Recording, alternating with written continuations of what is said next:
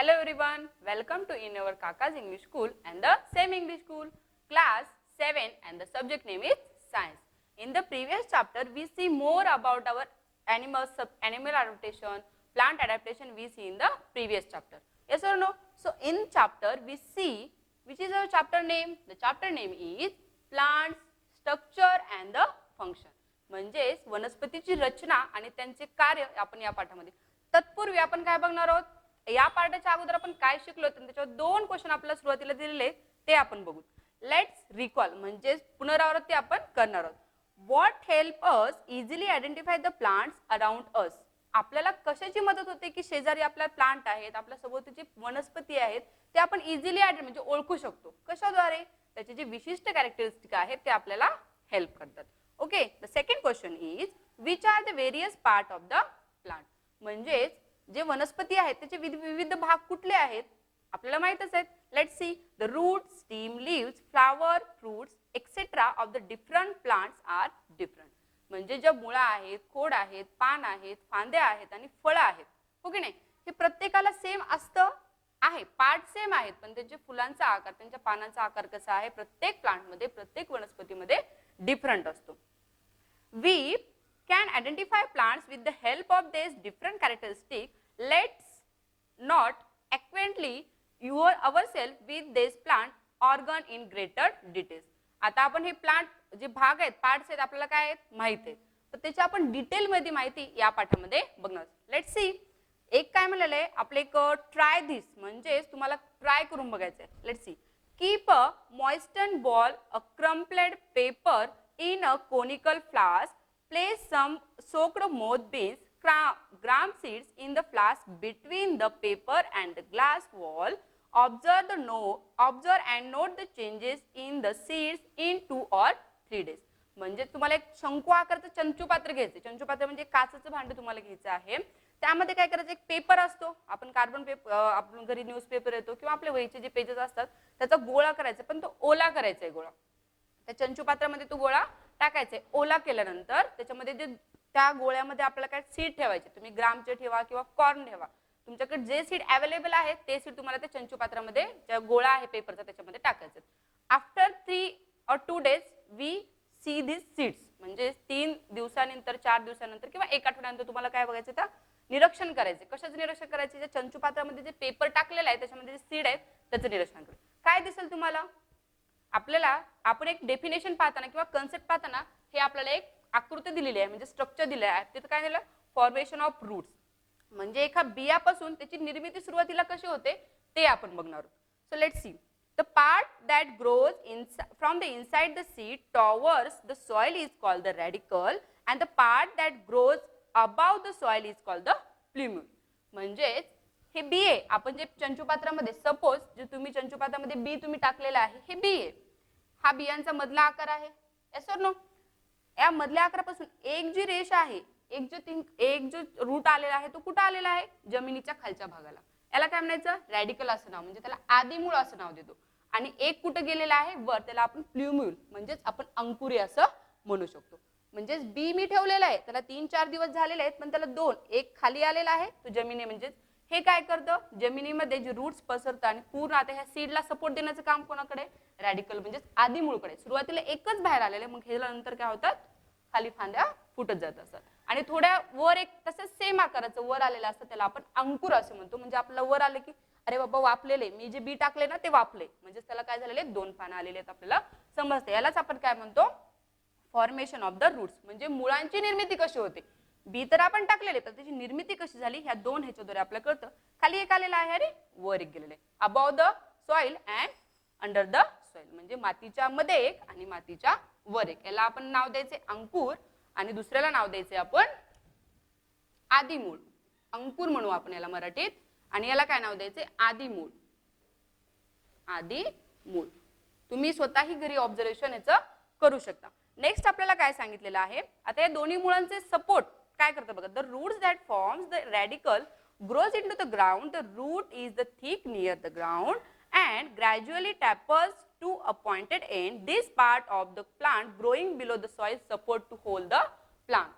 म्हणजेच जे रॅडिकल आपलं खाली आलेलं आहे ते पूर्ण झाडाला सपोर्ट करण्याचं, म्हणजे तिथून पुन्हा मुळांची रचना खाली पसरत असतात, त्याला प्रायमरी रूट, सेकंडरी रूट ते आपण पुढे बघणार आहोत. ओके, म्हणजे मेन रूट आपला सीड पासून वर एक प्लेम्युल आणि खाली रॅडिकल, इथून आपल्या मुळांची सुरुवात होत असते.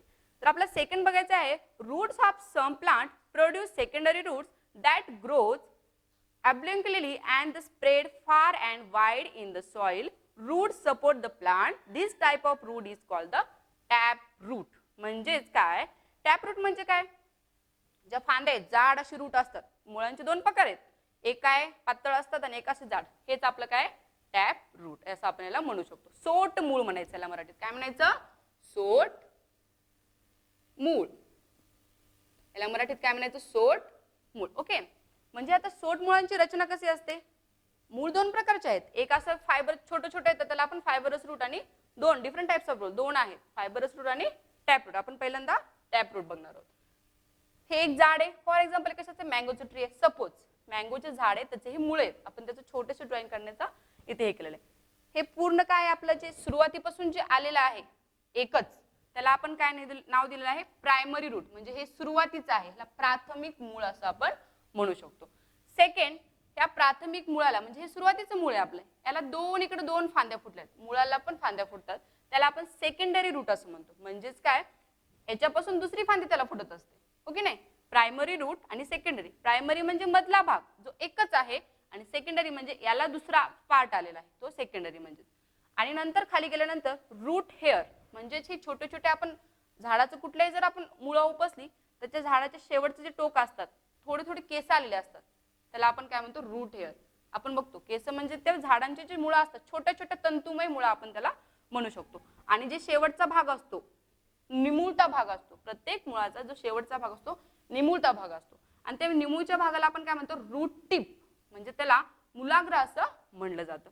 नंतर हे शेवटचा भाग निमुळता इथं झालं त्याला मूळ टिप, आणि ह्याला जे असं आवरण असतं, आपण म्हणतो ना इथलं जर देठ तुटलं की आपलं मूळ येत नाही थोडक्यामध्ये, म्हणजे जे हे काय हे रूट टिपला हे रूट कॅप आहे, म्हणजे हे जे आवरण आहे असं हे असं केलेलं, हे जर ह्याला काय म्हणतो रूट कॅप, म्हणजे मुळाची टोपी किंवा मूळ टोपी असं म्हणतो. ह्याला ह्या रूट टिपला किंवा इथं रूट टोपी आहे, इथं रूट टोपी, इथं ह्या रूट टिपला कव्हर करण्याचं काम रूट कॅपचं असतं, म्हणजे प्रोटेक्शन करतं. हे रूट काय मेन पार्ट आहे, रूट टिप मेन पार्ट आहे, आणि याला कव्हर करण्याचं काम रूट कॅपचं असतं, म्हणजे मूळ टोपी याला हे करून ठेवतात, संरक्षण देत असते.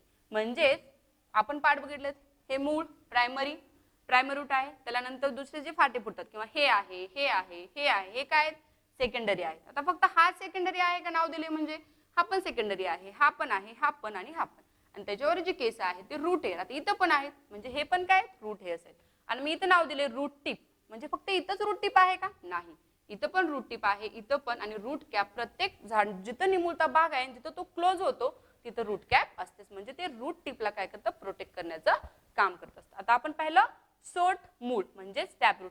आता हे कुण्या वनस्पतीमध्ये आढळतात आपल्याला, जे मोठे मोठे वनस्पती त्याचं मोठं असं झाडाच्या खोडामध्ये रूपांतर होतं त्या वनस्पती, उदाहरणार्थ पिंपळाचं झाड आहे, वडाचं झाड आहे, मँगोचं आहे, चिक्कूचं आहे, अशा वनस्पती हे टॅप रूट म्हणजे सोट मूळ मजबूत असतात, आणि त्याला भरपूर अशा फांद्या पसरलेल्या असतात, काही जाड काही पातळ अशा प्रकारच्या असतात, आणि प्रत्येक मुळांच्या साईडला थोडेसे त्याच्यावर रूट हेअर आलेले असतात. हे आपण पाहिलेले. आता दुसऱ्या मुळाचा प्रकार आहे, दोन सांगितलेले आहेत, फायबरस रूट आणि टॅप रूट. आपण टॅप रूट पाहिलेला, आता आपण बघायचं आहे fibrous root. So we see the tap route.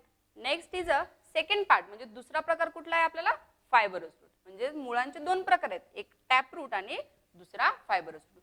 आता याच्यामध्ये काय डिफरन्सेस आहे, दिसतानाच आपल्याला दिसतं हा कसं आहे जाड आहे आणि हे कसे पातळ आहेत.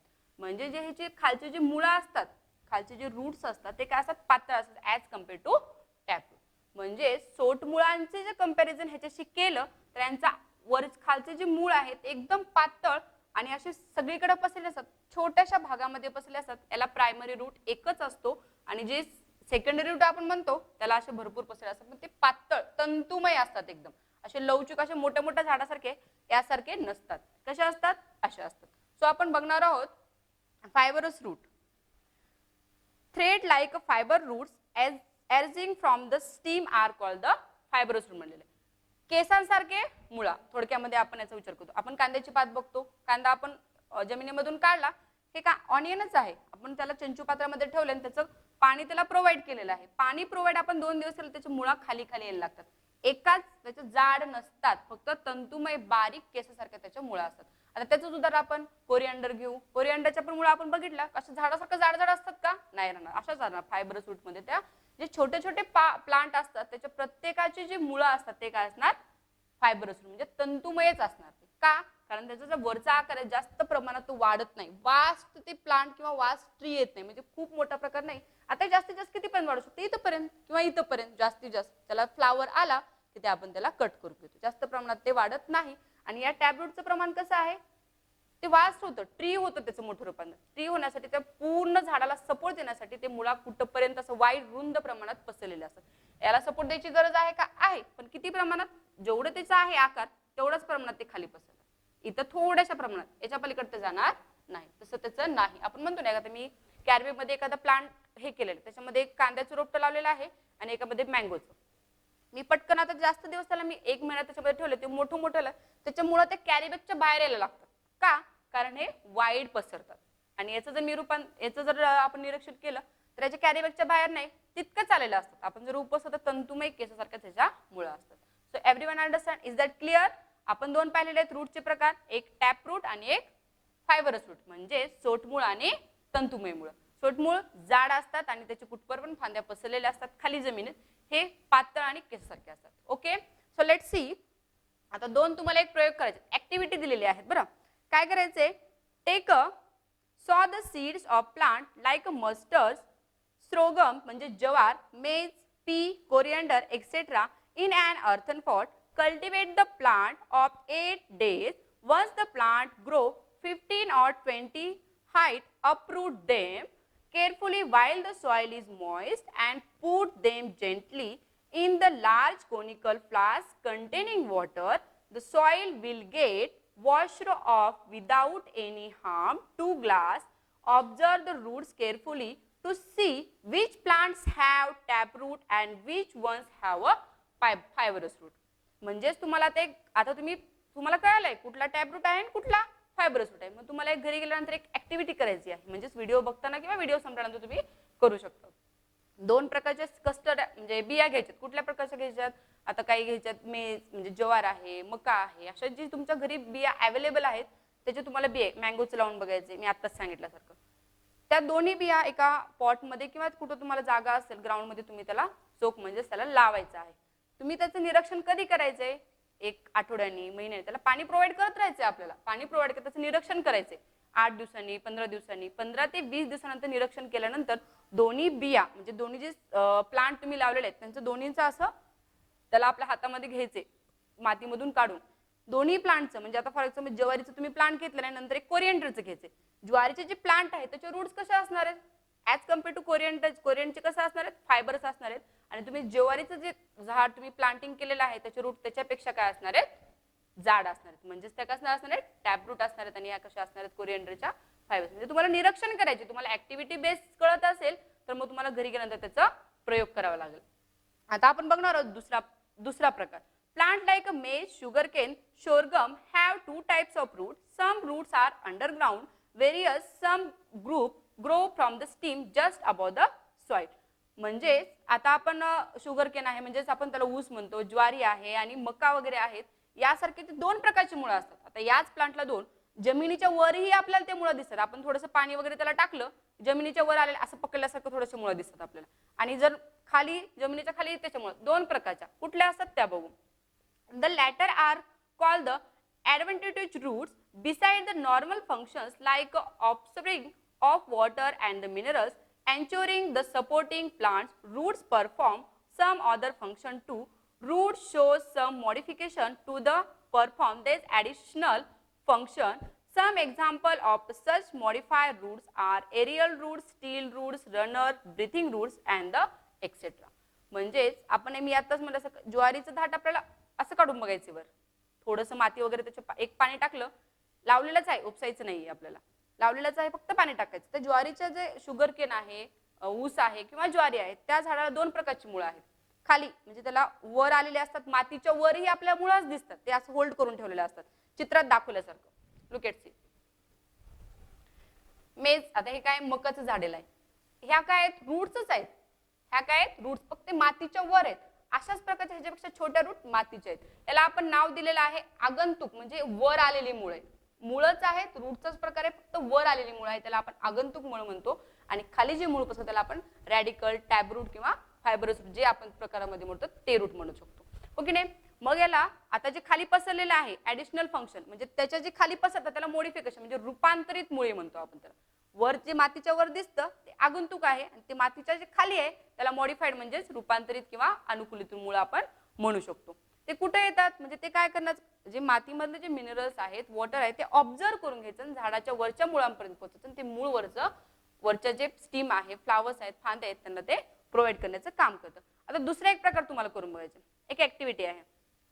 Take some water in a small glass jar, put one plantlet in it such a way that its roots are dipped in the water, mark the water level on the jar and add 5 ml of oil to the water, record the water level on the next day. Level त्याची check करायचे. एक जार घ्यायचा, जार मध्ये 3/4 म्हणजे अर्ध्यापेक्षाही वर एक 3/4 पाणी भरायचं तुम्हाला. त्याच्यामध्ये एक तुम्हाला प्लांट हे करायचं, प्लांटलेट करायचं. आपण कुठलाही लावू शकतो जे आपल्या घरी अवेलेबल आहे, जास्त मोठाही नाही जास्त छोटाही नाही, मीडियम साईजचा आपल्याला त्याच्यामध्ये लावायचं आहे. पाण्याचं ऑब्झर्वेशन 3/4 म्हणजे 3/4 पाणी आपण भरलेलं आहे त्याच्यामध्ये, ते प्लांट त्याच्यामध्ये लावलेलं आहे. ते टाकल्यानंतर आपल्याला 5 ml ऑइल त्या पाण्याच्या ह्याच्यावर टाकायचं आहे. 4-5 दिवसांनी त्याचं ऑब्झर्वेशन केल्यास तुम्हाला काय दिसेल ते सांगायचं. काय दिसेल आपल्याला, काय दिसेल, त्याचं पाणी काय झालेलं असतं, कमी लेस झालेलं असतं. Why, because roots observe water. तेलामुळे त्याला काही फरक पडला का, नाही, फक्त आपण टिक मार्क केले कशाला, जिथपर्यंत आपण पाणी टाकलं तिथपर्यंत, फक्त तेलगट असं पाण्याचं तरी आलेले आपल्याला दिसतं तेल टाकल्यामुळं. पण शोषून घेण्याचं प्रमाण कमी झालं का, नाही झालं. पाणी जे मुळा शोषून घ्यायचं आहे ते त्यांचं प्रमाण चालू झालं. मी आता पाण्यामध्ये काहीतरी टाकले, मग मुळांचं काम थांबणार का, नाही थांबणार. मुळं त्यांचं काय काम आहे, पाणी शोषून घेणे आणि झाडाला प्रोव्हाइड करणे. ओके. आणि हे ऑब्झर्वेशन केल्यानंतर तुम्ही तुमचे फ्रेंड आहेत किंवा तुम्ही तुमच्या घरातले कोणी आहेत, तुमचे फ्रेंड, तुमचे सिस्टर, ब्रदर, त्यांच्याशी तुम्हाला डिस्कशन करायचं की बाबा प्लांट मध्ये असं का झालं असं. Okay, let's use your brain power, म्हणजे तुम्हाला बुद्धीचा थोडासा वापर करायचा. Okay.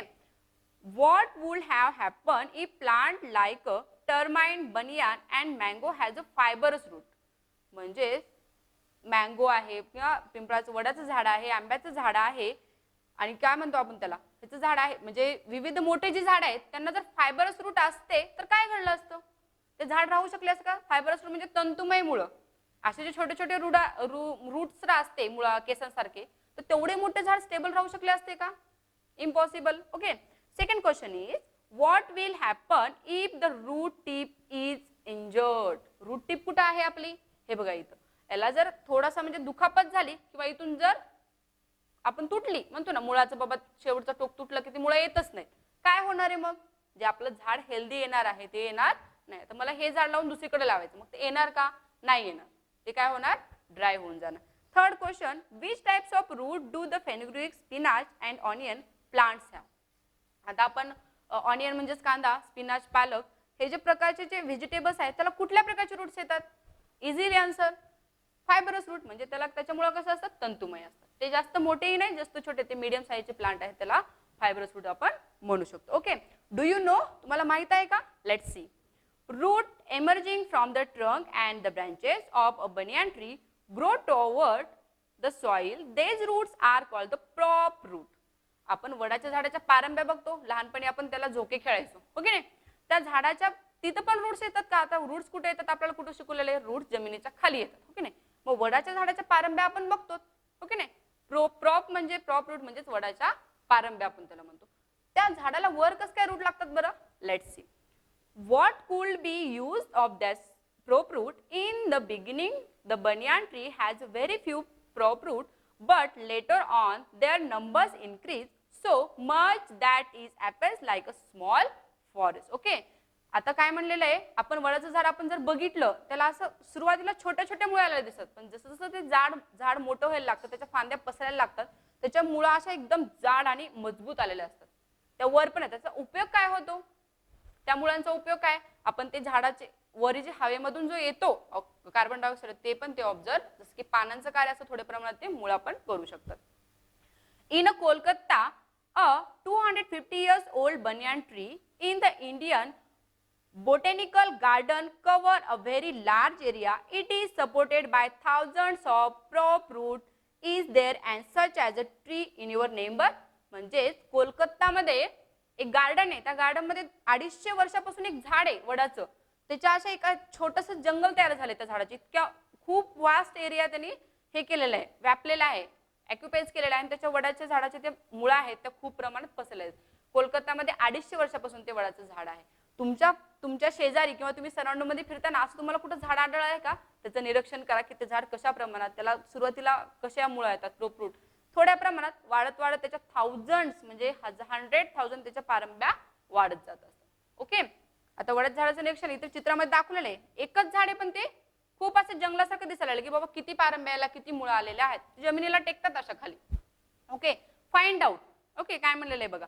Y are the underground parts of plants like a radish, carrot, beet and sweet potato, thick, fleshy and slow-one, which part of the plants are they? म्हणजे आपण जे carrot खातो म्हणजे खाली आलेले जे कंदमुळे खातो, मुळा खातो ना खाली, कुठले आहेत? रॅडिश आहे, बीटरूट आहे, परत अजून काय दिलेलं आहे आपल्याला? स्वीट पोटॅटो दिलेलं आहे. हे जे जाड जाड त्यांचं मांसल असतं ते आपण खातो. का खातो? कारण ते स्वीट असतं, त्याचं जे मांस आहे ते खाण्यासारखं आपल्याला असतं. बाकीच्या रूट आपण का खात नाही? ऑब्विसली कारण त्याच्यामध्ये जे थिक जाडसरपणा नसतो, एकदम अशा तंतुमय आणि जाड असतात, त्याच्यामध्ये स्वीट असं कुठलंही प्रमाण नसतं. Collect image of a different types of root and send them to your friend via email. म्हणजेच अशा वेगवेगळ्या प्रकारच्या झाडांचे जे मुळा आहेत त्याचे पिक्चर्स तुम्हाला कलेक्ट करायचे, तुमच्या स्कारबुक मध्ये चिटकवायची, ॲज वेल ॲज तुमच्या फ्रेंडलाही तुम्ही ईमेलद्वारे किंवा व्हॉट्सअपद्वारे तुम्ही सेंड करू शकता आणि त्याचे डिस्कशन करायचे. फक्त चिटकून त्याचं फक्त बघायचं नाहीये, त्याचं डिस्कशन, बाबा हे रूट कशा प्रकारचं आहे, हे रूट कशा प्रकारचं आहे, हे तुम्हाला ऑब्झर्वेशन करायचे. ओके, आता आपण बघितलं रूटची माहिती. Let see time is a stem. रूटच्या वरी कुठला भाग आहे झाडाचा? स्टीम आहे. स्टीम म्हणजेच काय? खोड आपण त्याला म्हणतो. स्टीम म्हणजे काय? खोड. द स्टीम इज, आता आपण हे बघू आणि त्याचं डायरेक्ट स्ट्रक्चर म्हणजे त्याची रचना कशी आहे ते बघणार. The steam grow above the soil from the plumule of the sprouting seed. As the sprout grows in the length of stem gradually increase to there are nodes on the stem. Leaves some out of the nodes. The part of the stem between two nodes is called the internodes.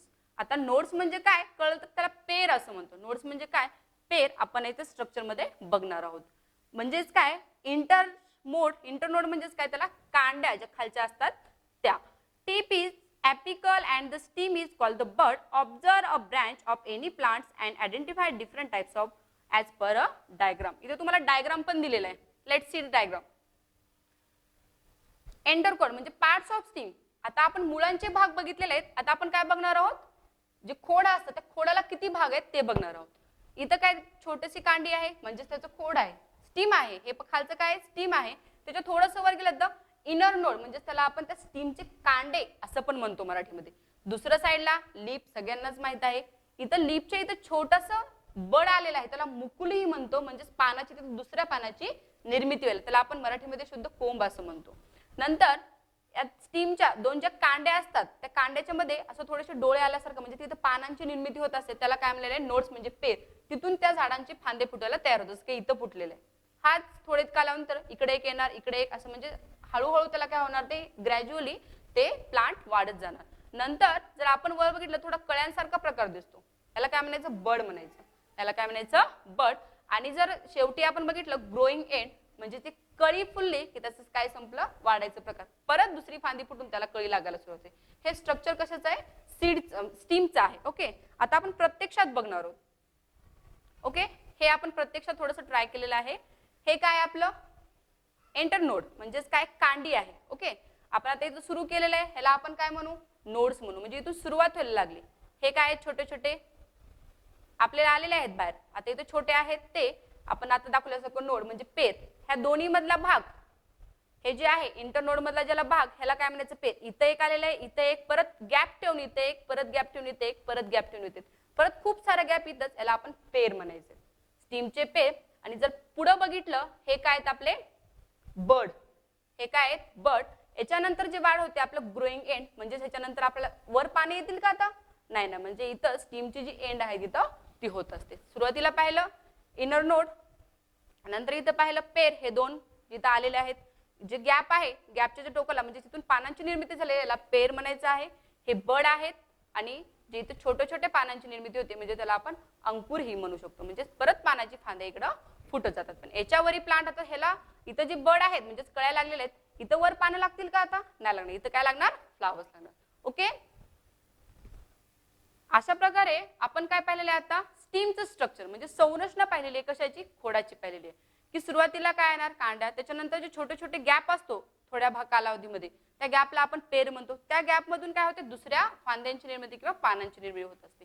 थोड्या कालानंतर वर गेलं तिथं कळ्या लागलेल्या असतात आणि छोट्या फांद्याला. मग कळ्यानंतर परत पानं लागणार का झाडाला?